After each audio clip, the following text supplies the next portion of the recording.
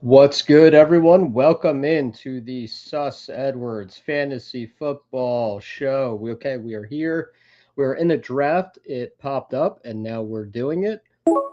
Grabbed Jamar Chase at the 4 on an auto draft, just setting everything up. And now we're in here. So let's see what we got as our options here. So this is a survivor, so week 17 matters a little bit. Let's do Derrick Henry as a bring back on Jamar Chase. And I'm just going to tweet out our little link here to let everyone know at 12:30 on a Friday night that we are live. So don't expect anyone to really hop in here. That's okay. We are going to do it anyway and just kind of see what happens. Bear with me for just a moment here.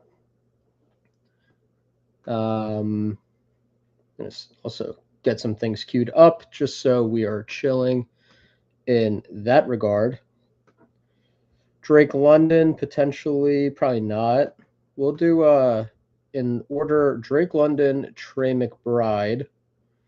Jeremiah Love is really interesting. He played a little bit with the second team in addition to the first team, of course. Looked pretty good. Understandable that a rookie would play with the second team. He could be an option here if he comes back. Okay, Jeremiah Love does go. I'd be very pumped with Drake London or Trey McBride here, to be honest. And after today's Jordan Tyson news, okay, well, Chris Olave goes. I mean, is there a world where we get Drake London here? That would be pretty swell. Otherwise, Trey McBride is probably the pick for me here. I think I might have a little too much Trey McBride, but I just can't stop taking him in the third round, full PPR. Just seems like a total smash to me. So we're going to do that. If that, yeah, okay, well, Drake London's here. So I guess people are afraid of the Falcons or something. I'm not. I mean, did Tua have a great night? No. But, first game with the new team, Drake London only really played, I think, 2 snaps. So, again, not, you don't want to overreact too hard from your priors because of like one drive of a preseason game. I think that would be pretty bad process ultimately. So, Drake London at 28, that is a smash for me. Maybe people are just wanting different combos. I totally get it, but I don't think Drake London should really ever be there at 28. That's just kind of where I'm at on the whole thing. Okay, tweeting live on YouTube. It's Friday night. It's not. Drafting on YouTube now. Okay, sorry, folks. All right. So we got DB Betts in here. That's what's up. That's what's up. We got Young Moolah in here, who I know from just some other streams. Taco Guy is in a lot of my rooms. Um, Ultimately, I think that is crazy to have done 143 of those so far. Bro is genuinely in every room. Drake London at 28 after one preseason game, huh? Seriously, man. Like, what are we doing, dude? What are we doing? How's it going, Turbo? Hope you're having a great night. Yeah, man, I don't really I mean, this is just August, peak August. People overreact. People freak out to the things that they just saw. Again, super limited sample size. Like, come on, guys. I don't care if Tua had thrown 5 picks tonight in 2 drives. Like, he could have thrown 2.5 picks per drive. I'd still be taking Drake London at 28. Just not going to knock myself off my pivot because of very small sample size type of instances. So coming up on the clock here, Travis Etienne again. I guess there's maybe a way to the Saints are hurt by losing Tyson for a bit potentially, but I think Etienne's touches would have gone up anyway. It's a moot point because he is off the board. I think let's take a look at running backs. All right. Nothing really standing out here. It's kind of a weak part of the board in terms of it feels like the beginning of a very flat tier. Let's do Terry McLaurin, who I don't have a ton of. And, maybe that sets up a Jaden Daniels stack later at pick 69. It also leaves us open for Joe Burrow. So we'll probably get some sort of decent stack at that point. And assuming that the board cooperates, I feel pretty decent about either DeAndre Swift or David Montgomery coming back. If not, we can go with a wide receiver heavier start. I think I've been doing a little bit too many heavy running back starts lately. And so it would be a decent opportunity to pivot from that. Parker Washington screaming up the board goes at pick 49. That is really something. DB Betts tanking this draft to get it tossed after he got me. He's trying to get me written up for some nice CLV earlier on the team I had. Although he said I crashed the plane ultimately. So, hey, maybe you'll let that draft stand. So Swift would be nice here. If not, we'll probably maybe we go Judd. Maybe we go Judkins. Bucky Irving is also interesting as a potential pull up. Now that he's pretty healthy, he's pretty locked in. Swift would be ideal though. I think Swift would be the way to play it. But we will see what relaxed at. Okay, he goes green, but he lets us grab Swift here. So through 5, we've got Derrick Henry, DeAndre Swift, Jamar Chase, Drake London, and Terry McLaurin. Going to go with a quarterback in the next round, whether that is Jaden Daniels or Joe Burrow. And I like where this team is headed. Let's see where DB Betts is at. So he got James Cook, Ken Walker, and he's fading Omar Cooper. Genuinely went double Jets on him with Breece Hall and Garrett Wilson. I actually like that a lot. Garrett Wilson, the alpha there. Breece Hall, the workhorse there. That's totally fine. But hope everyone's having a good night. Just figured I'd pop in a draft. Try to do a little bit more of these drafts on stream. Might as well, you know. Caleb Douglas night obviously goes without saying. We've been hammering this point home for months that Caleb Douglas is an upside bet. I didn't think he would be arguably the wide receiver 1 on the Dolphins, at worst wide receiver 2. But I think over the season, it's going to be undeniable with his ascent that he will be the wide receiver 1 for Miami. My main takeaway is Devon Achane, I think, deserves a little bit more of my respect than I've been giving him. You know, obviously a talented player, but there were situational concerns with Achane.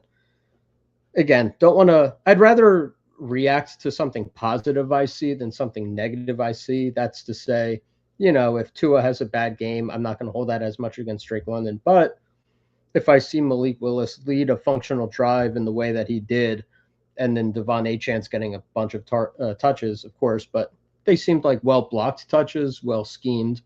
And ultimately, I think we got to move Devon Achane a little bit back up that board.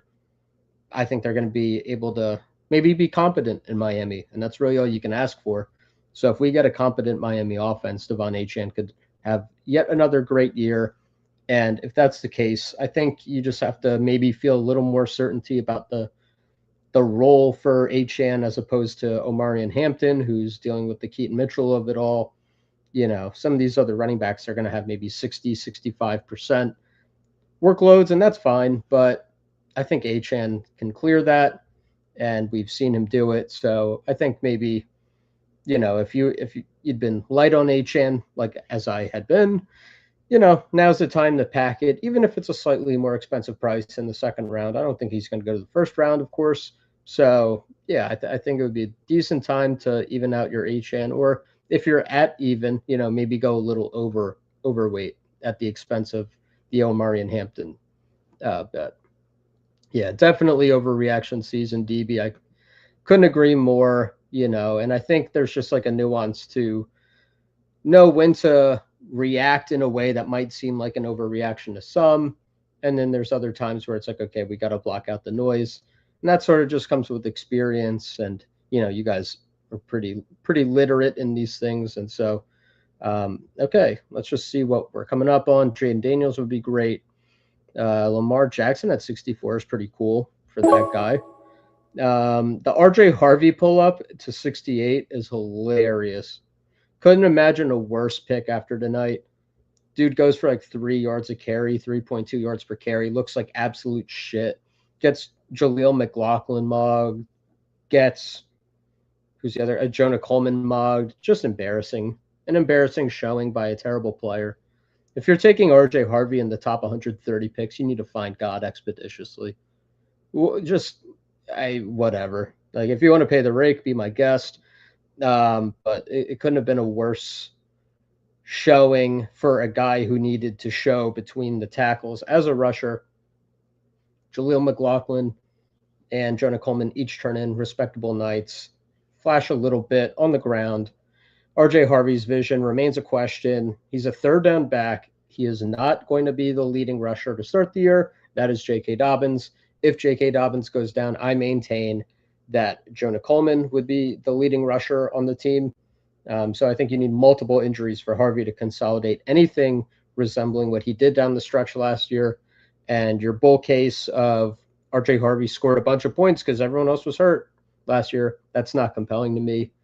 You just simply have to be smarter than that. So we get Jaden Daniels stacked up with Terry. That is cool.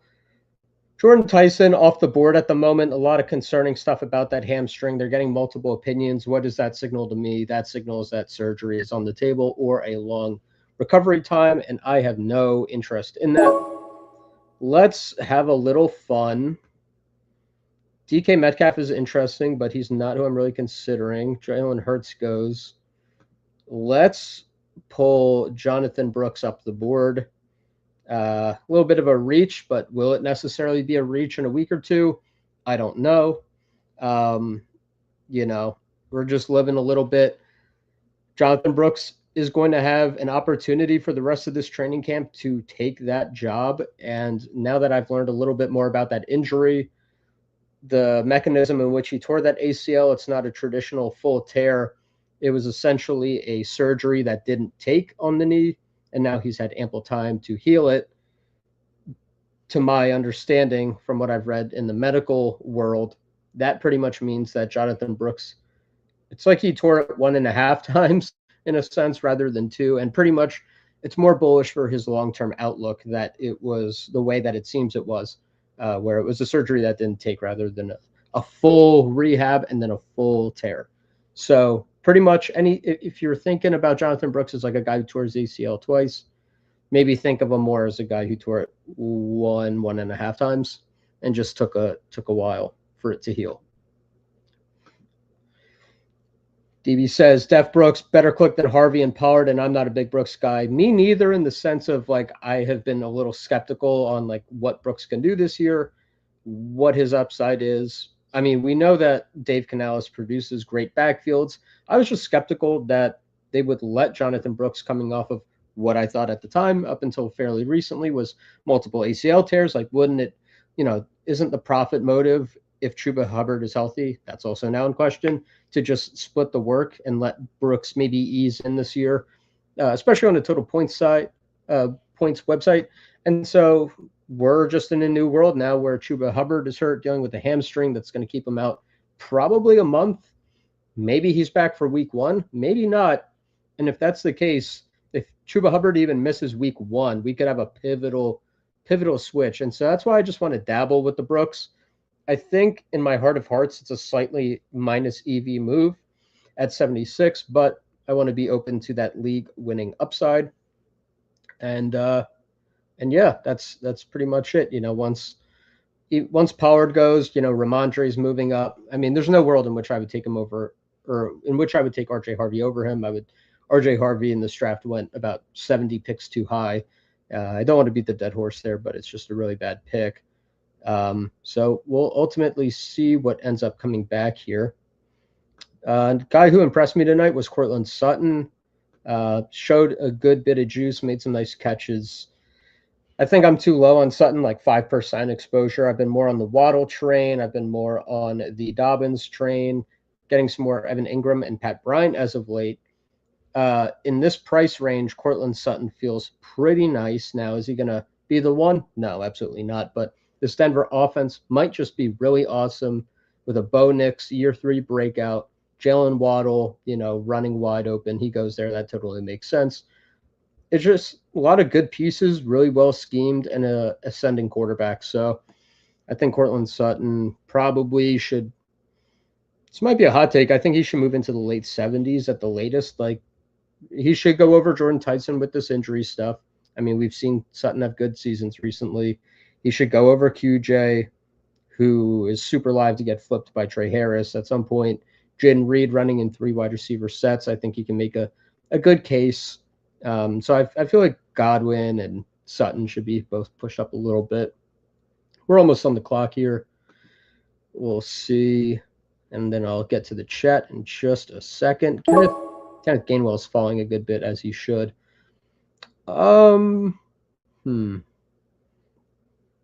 Definitely a running back with one of these next two picks. Guys behind me have 3 running backs, 2 and 2. I don't think they'll all come back. And I'm targeting Mason and JCM. Mason's getting some really good buzz. JCM as well. Let's go Mason. Getting some good buzz out of Minnesota. We now have final, knowledge that Kyler's going to be the quarterback, so we don't have to worry about that. And, the bye weeks work out. Just adding to this running back room, I like having at least 4 running backs, ideally, in these eliminators, survivors, if you will, with projectable workloads. And I feel like all these players are reasonably talented, so that is pretty cool. And JCM goes at 95, so probably no Mason on the way back. Brooks, consistent 6th and 5th rounder in the high-stakes streets, even before the Chuba hammy. Don't mind it after the guys that went off there. Yeah, that's kind of where I'm at right now. Pick 75, 76, it starts to feel right. In the 60s, it's like, okay, it starts becoming exponentially less comfortable once you get closer to pick 70 and in the 60s. Round 5 and 6, I guess it makes sense for those high upside, redraft leagues, but I cannot get there in best ball right now. Unless, again, I'll stay water with the reports that we get. And if they're like, this dude's running away with the job, then I'm like, well, shit, I really need to get in the mix here because Jaylen Warren and Ramondre go. And it's like Brooks, the wheels could be all the way up. And so I just want to really stay tapped in to the reports out of Carolina to the best of our ability. So nothing at running back too intriguing. Dobbins is cool, but let's get Michael Wilson in the Puka Nacua role. I just want to get a little bit more of him. I think he's going to have a well-schemed role. I liked what LaFleur did in Arizona in his first preseason game. Like, again, this is not an overreaction, I don't think. I think it's just a good reaction to acknowledge that Arizona had some well-schemed plays in that game. I liked how they drew things up for Marv. I liked how they drew things up for Jeremiah Love. And I think there are reasons to be excited about this Arizona offense. I thought, Carson Beck in the Hall of Fame game looked more than competent, again, against backups, but he wasn't really throwing to his studs either. There's just so many weapons there. It's hard to emphasize and hammer home enough how great the weapons are in Arizona. They have a top 2 tight end in the NFL, top 3 at worst if Loveland breaks out in a major way. They have the 3rd overall pick at running back, a ready-made product who's looked awesome last night. You have Marvin Harrison, a great talent who, again, if he can get his confidence going, there's a lot of reason to believe that he could be better suited in this system without Drew Petzing and with Jacoby Brissett. And then Michael Wilson's building on a really big year 3 breakout and being utilized favorably as well. So I just like what they're doing in Arizona. And the only bottleneck there is we don't know exactly who the quarterback's going to be, but I don't think we should be too afraid about the production, especially in the eliminator where you get such a hot start. And it's not like they're going to become a stone 0 late. It's not like Michael Wilson's getting benched. So maybe the numbers go down, but I think in an eliminator, these Arizona pieces can take you pretty far. I'm low on Sutton too. Today was interesting. Yeah, man, he had a really good showing. He showed out.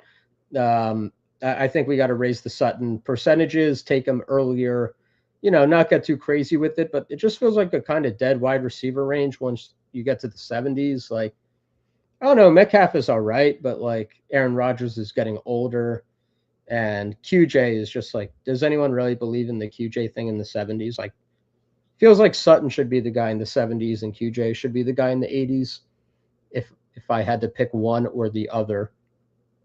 Nice little double tap by DB with Dart and Love. The Dart falls these days are really nice. I don't really understand them entirely. He's just a really productive fantasy asset. I don't think Jackson Dart should go 108, but I see it more and more like 105 to 108.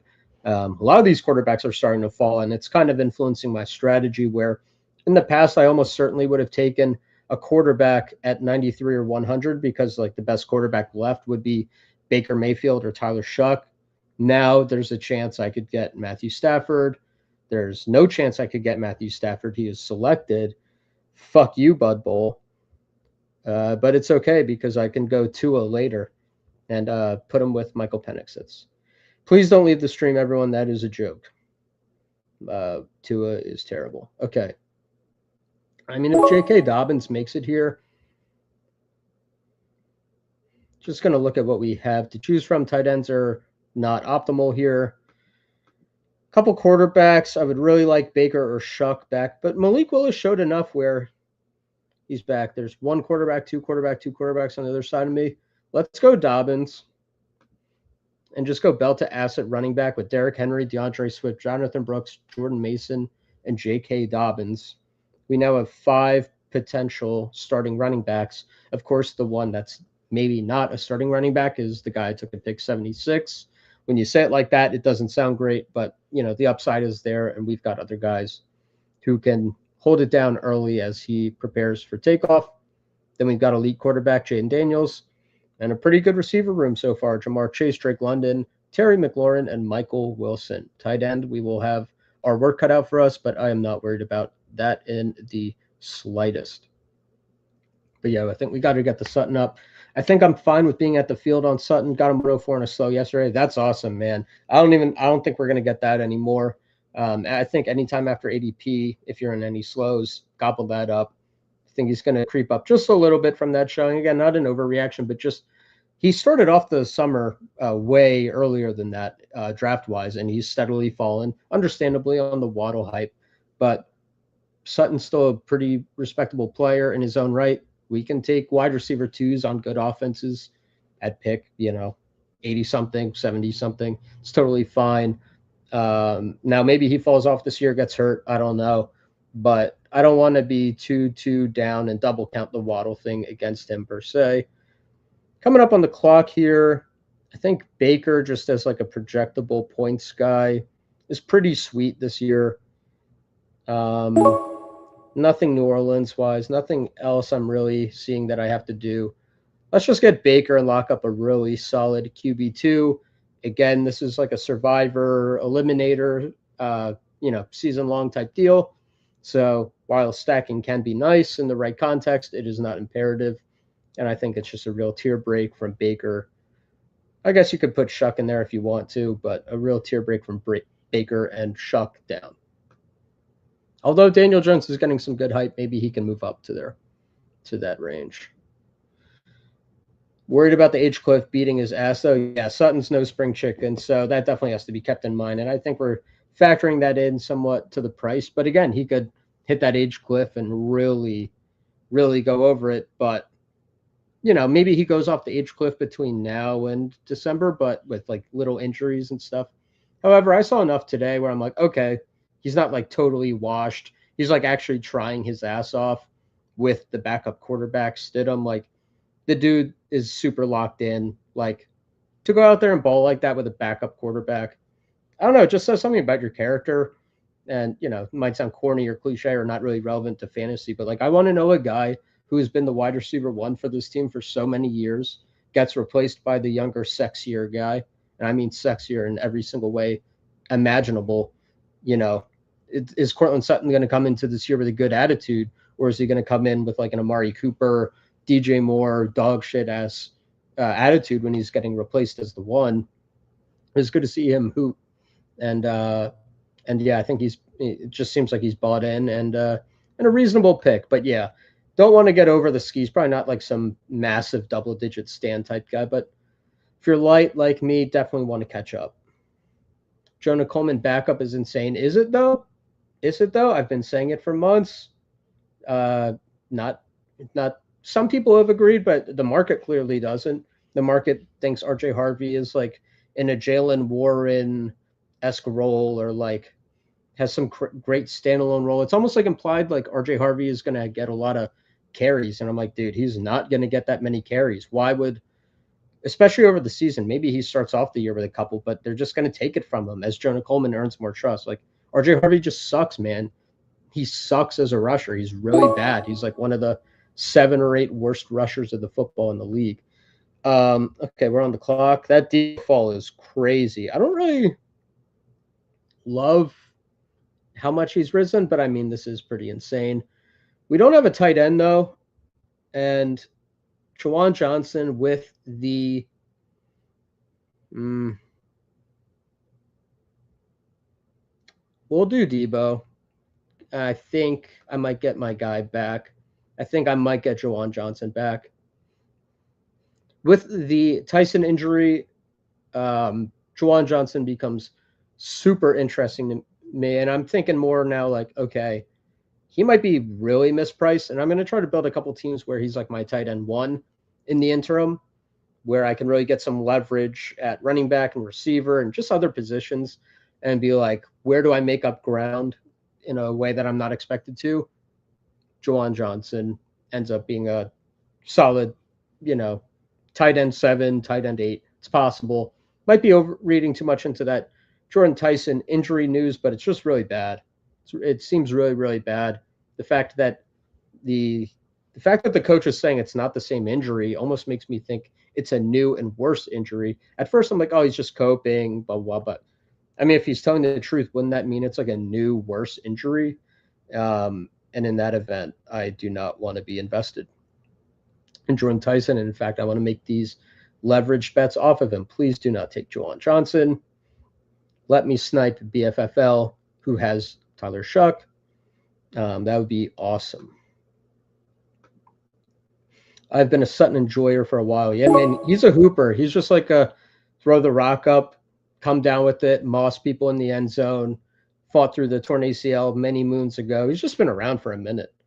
Yeah, we're going to do Juwan here. That's a no-brainer. So, all right.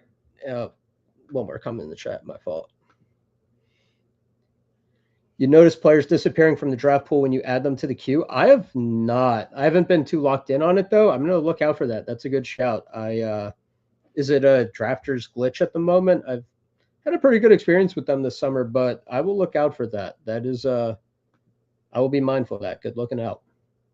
But yeah, let's hit them with a quick team rundown real quick. Boom, quarterback, Jaden Daniels and Baker Mayfield. Probably going to grab a third. Might invest in them, might not. And that's not being like coy. That's just, I don't know yet. We'll see what the room gives. Derrick Henry, DeAndre Swift, Jonathan Brooks, Jordan Mason, J.K. Dobbins. We can be done at running back there. It would take a decent value for a 6th. Maybe like a Jonah Coleman type would be interesting to pair with Dobbins to almost like lock up a cheap starter in the bet I'm making with Denver, saying, okay, Dobbins or Coleman, that's the starter. Leverage against Harvey. It's interesting. Then receiver, Jamar Chase, Drake London, Terry McLaurin, Michael Wilson, Deebo Samuel, and Juwan Johnson. So we're going to, I think we can probably do another quarterback on this team. We'll see 5 or 6 running backs, couple more receivers, couple more tight ends. Maybe it's a 4-man team. Maybe it's a 3.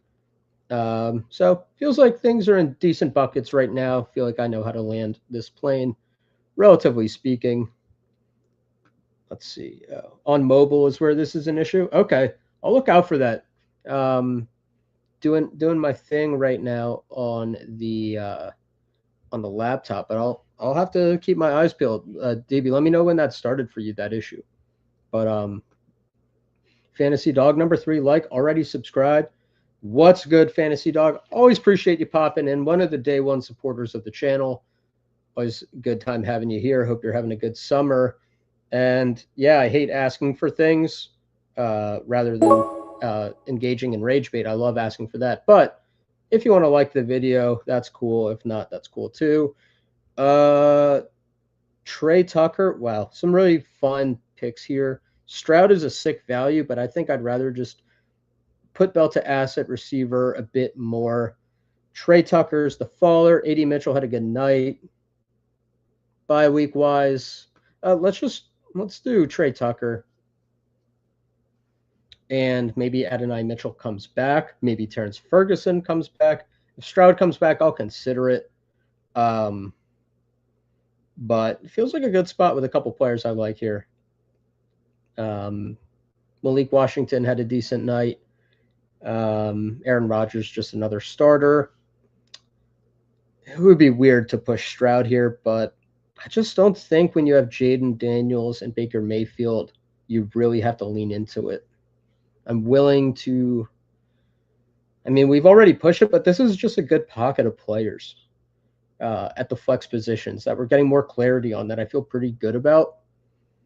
And so, like, okay, I could get CJ Stroud's points, but like Jaden Daniels and Baker Mayfield are going to probably ping pong good enough scores for me to stay, in that top 75% for this. So I don't know. It's interesting. He goes. That makes life a little easier. I didn't want to really toll with that too much.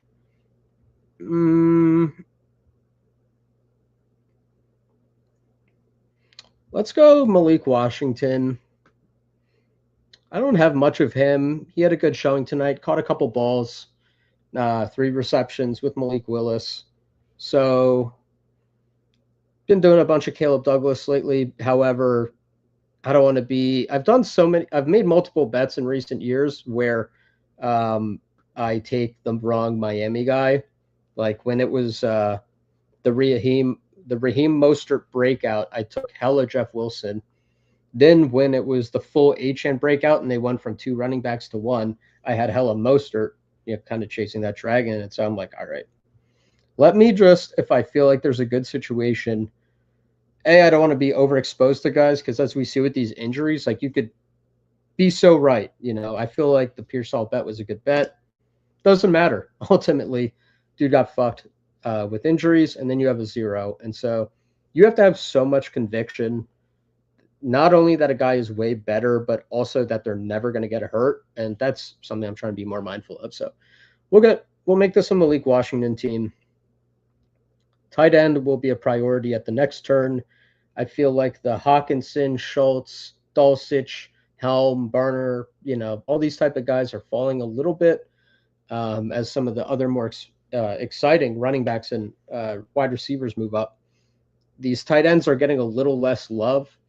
And so that makes me want to attack that position a little bit later, kind of doing more of, like a barbell type thing. Like I'm doing Trey McBride a bunch. I'm doing Loveland a ton.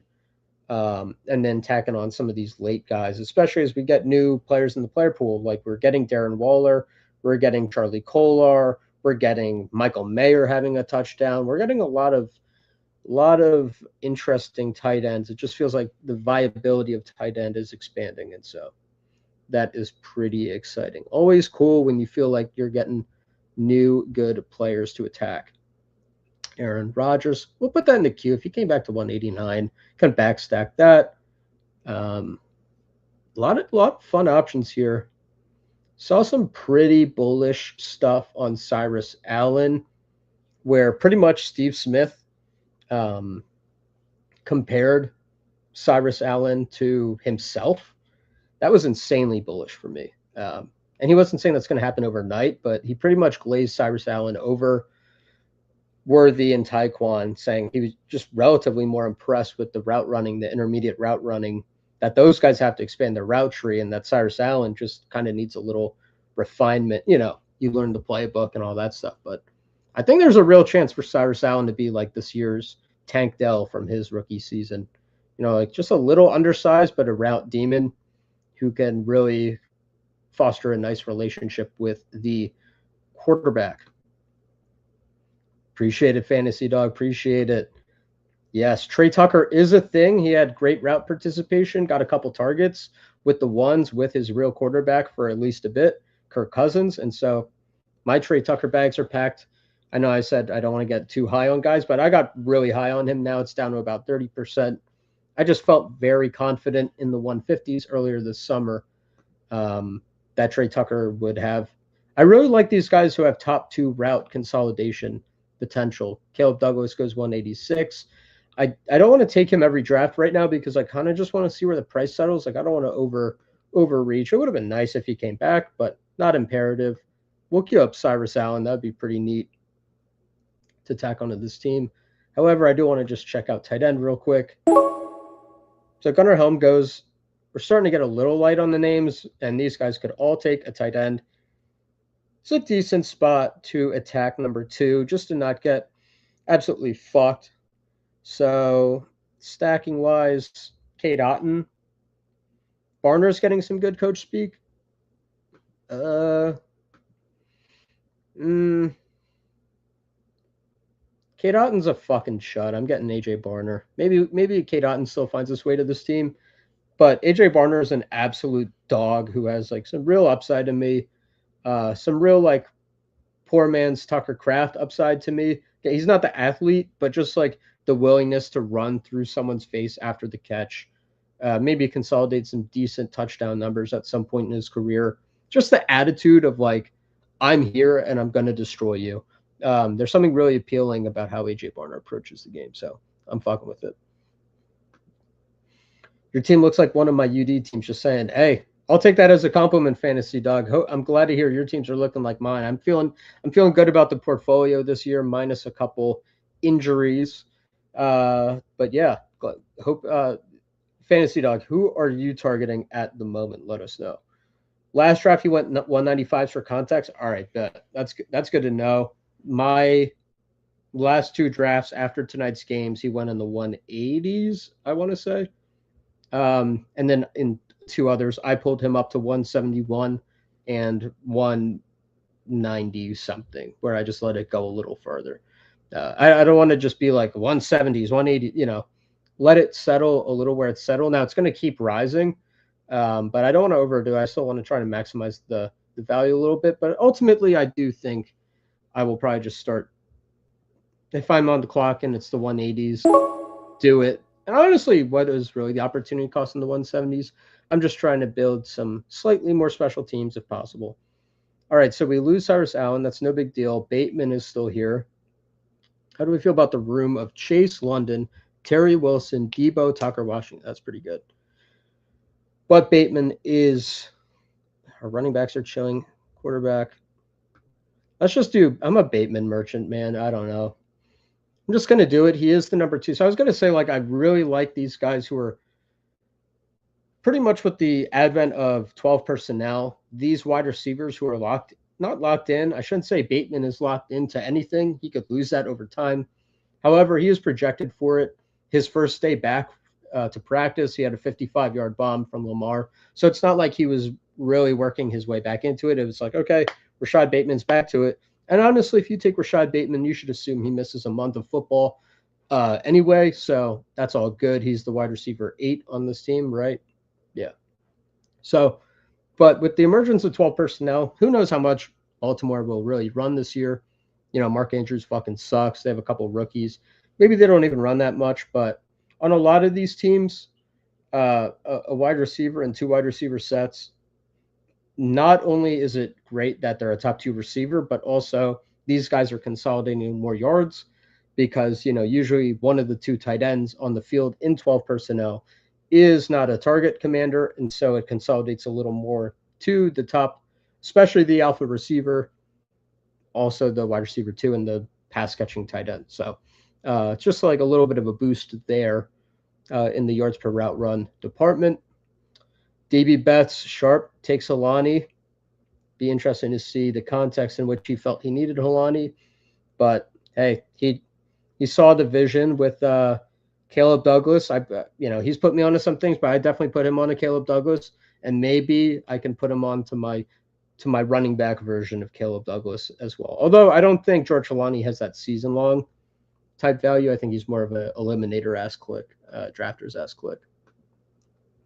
Definitely give me Caleb Douglas. I think Jacoby Lane has some cool traits. However, I don't think he has the separation necessarily. I think Caleb Douglas has, I know for a fact he has less target competition. He doesn't have his Zay Flowers on that team.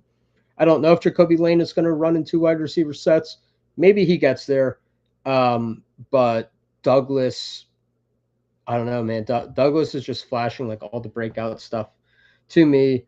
And yeah, like 170s is still way too cheap. I'm torn between, I'm stuck between a rock and a hard place where it's like I still want to get like the best team and still get him, but it's like, okay, I don't want to start missing him either, you know?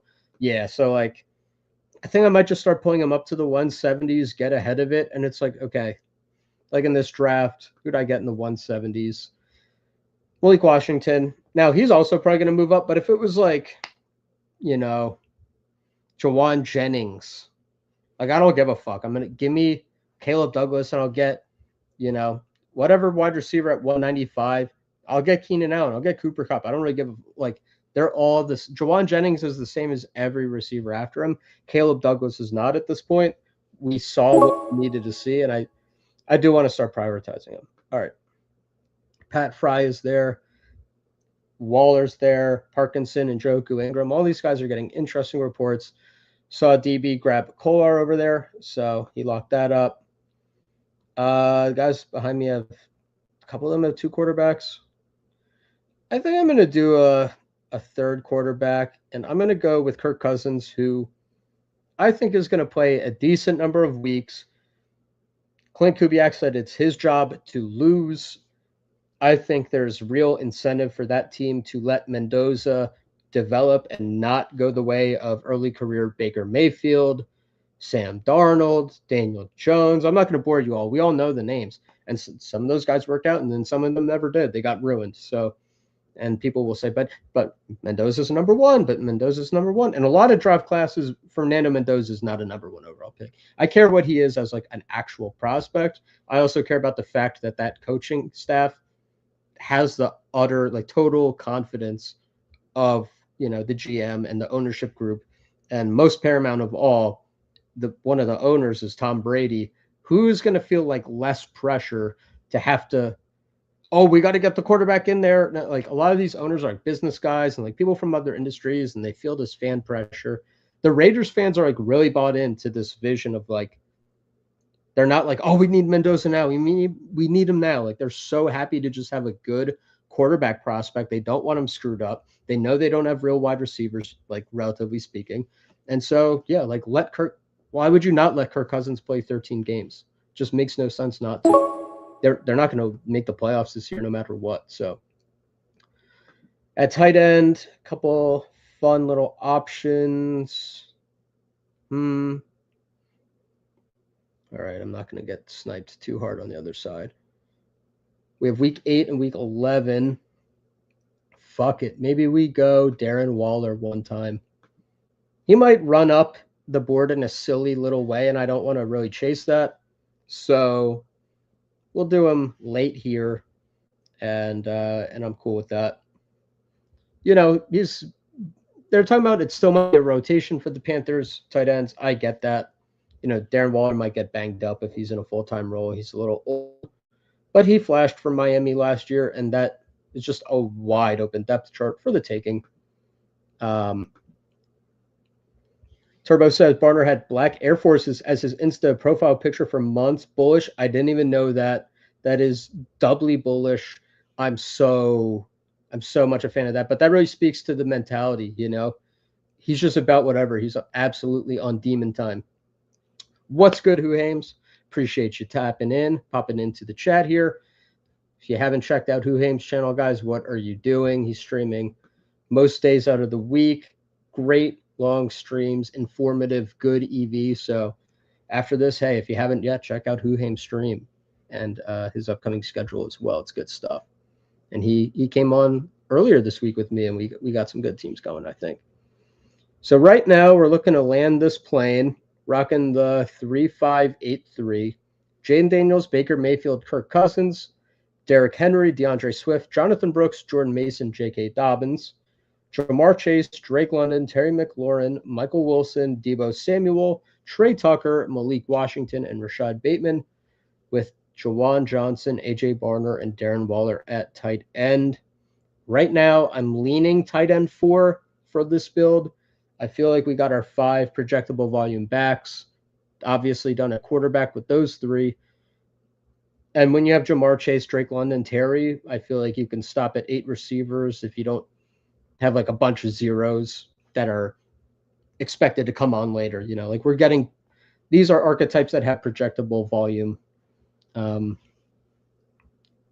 from week one. So they're not bets that you need to develop.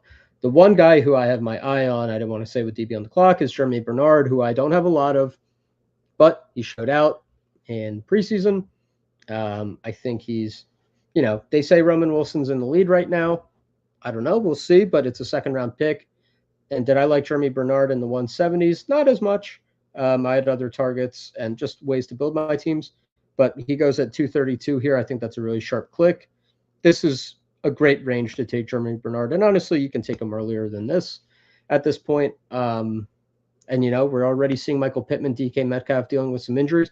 It's always so interesting in my mind. It's like a bias where I'm like, just for whatever reason, I can envision injury possibilities more for like one player. Maybe if I just like them as a prospect more relative to others, where I'm like, oh, dude, Jalen McMillan, if he has like an Ibuka injury ahead of him, Jalen McMillan, it's like wheels up, dude. But then it's like, I can't even fathom like for months that like DK Metcalf or Michael Pittman could get hurt. It's like a weird mental block.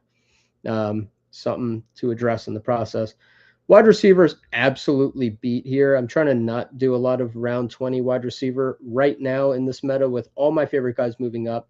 There are some draftable guys, but it's just kind of beat. The only running back here who I would consider is Seth McGowan. But with how well layered the buys are, I don't think we need to do that. I would rather just get the tight end who can get me a couple 12-point games. I liked Colby Parkinson before, and I still do him sometimes, but I'm getting a little worried. I'm going to do Evan Ingram. I'm getting a little worried about, they're talking up Tyler Higbee maybe playing more than he did at the end of last year. And I don't have any doubt that Evan Ingram is the tight end one for Denver. He got some okay utilization today.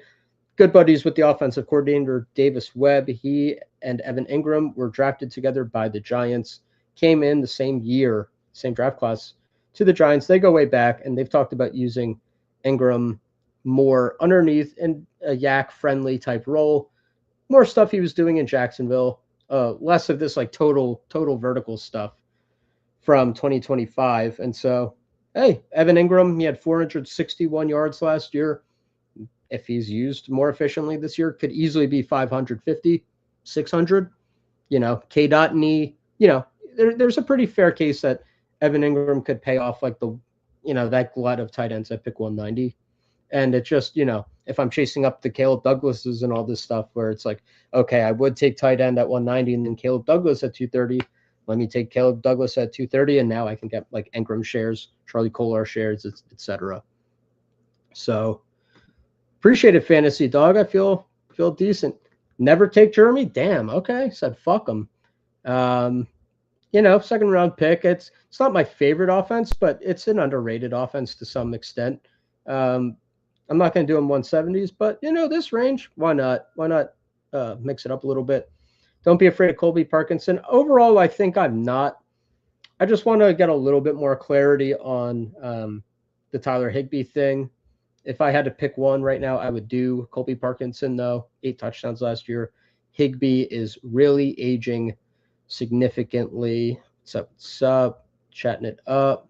Good, folks. All right. That was pretty fun. I'll check out DB's team in 1 second. I just want to see if there's any other rooms potentially fillable on Drafters tonight.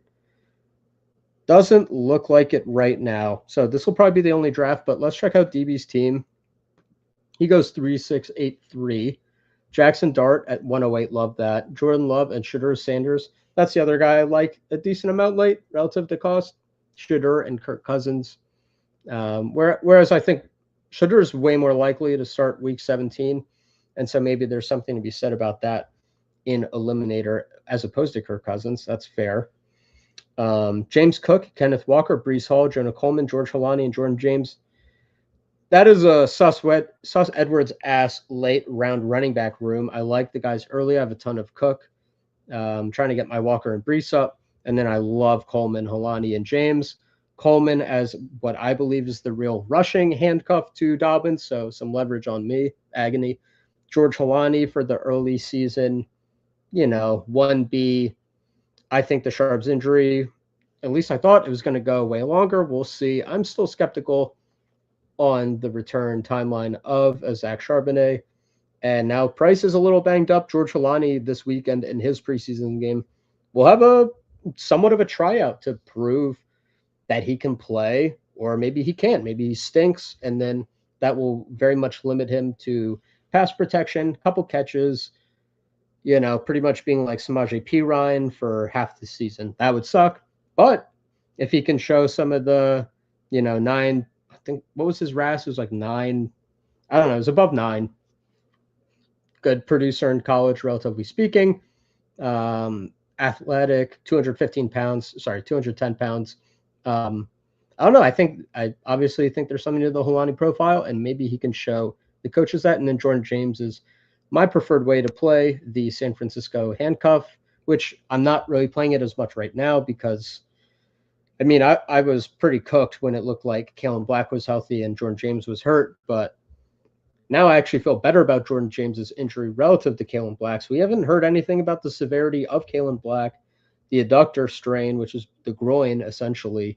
And do I want to bet on the return timeline of a second-year player dealing with a broken rib, which is usually just a couple weeks, and then a relatively clean recovery? He might wear a flak jacket or something, but I feel better about a broken rib than I do a groin strain for a rookie. Do we see Kalen Black at all in the preseason? I don't know. The fact that they haven't talked about the severity of that injury it was around the same time when the Mike Evans little strain happened. They're like, oh, Mike Evans is totally fine. It's like, can someone ask about Kalen Black? But they haven't really said anything. Maybe I'm wrong to the severity of that. So I like the Jordan James click. Garrett Wilson, Christian Watson, Wan'Dale Robinson, Chris Godwin, Casey Concepcion, and Denzel Boston. I like the double tap stacked up with Shedeur. That is fun. Love both of those guys, John McMillan and Jacoby Lane. Those are good targets. Tyler Warren, Dalton Schultz, and Charlie Kolar. I really like this team. Well structured.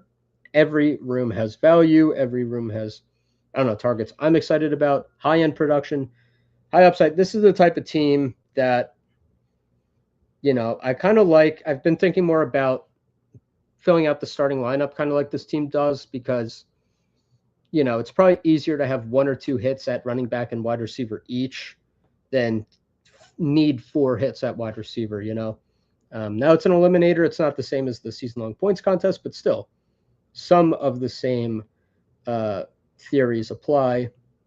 I don't know if anyone else was in the chat in this draft, but yeah. So yo. So let me just double check. I don't think anything's really popping in the drafters room.